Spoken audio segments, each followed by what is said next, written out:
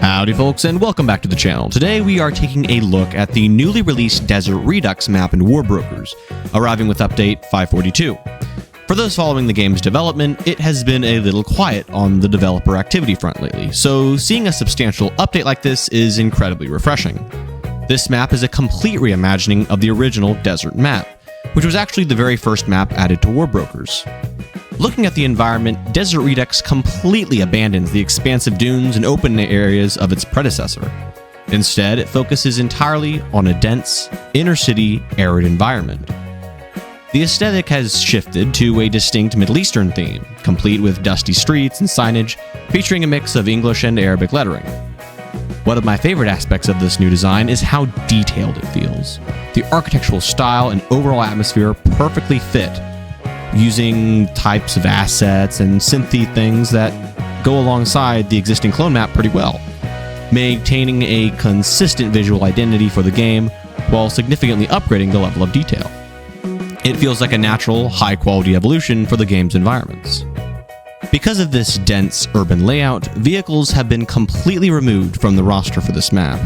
More specifically, vehicles that you can play as. Throughout the map you will see a couple cars and things of that sort, shifting the entire focus to infantry combat. The map is divided into three main zones: the north and south spawn areas, which roughly mirror each other, and a raised central middle zone.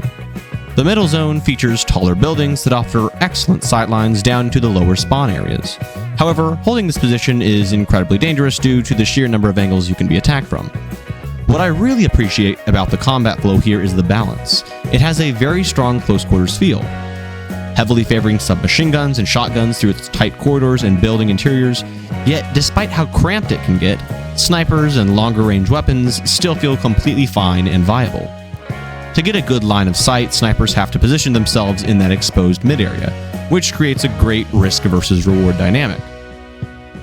This brings me to a question for the audience, and I want to hear your thoughts in the comments below. How does Desert Redux play similarly to maps from those other major FPS games? If you have experience with those titles, please drop a comment and let me know how this map stacks up against them. Overall, Desert Redux is shaping to be an incredibly fun addition to the game's rotation. It's great to see the developers actively responding to community polls and delivering high-quality content that shakes up the standard meta. Thanks for tuning in to this overview of the new map, and be sure to check out my other videos. Bye!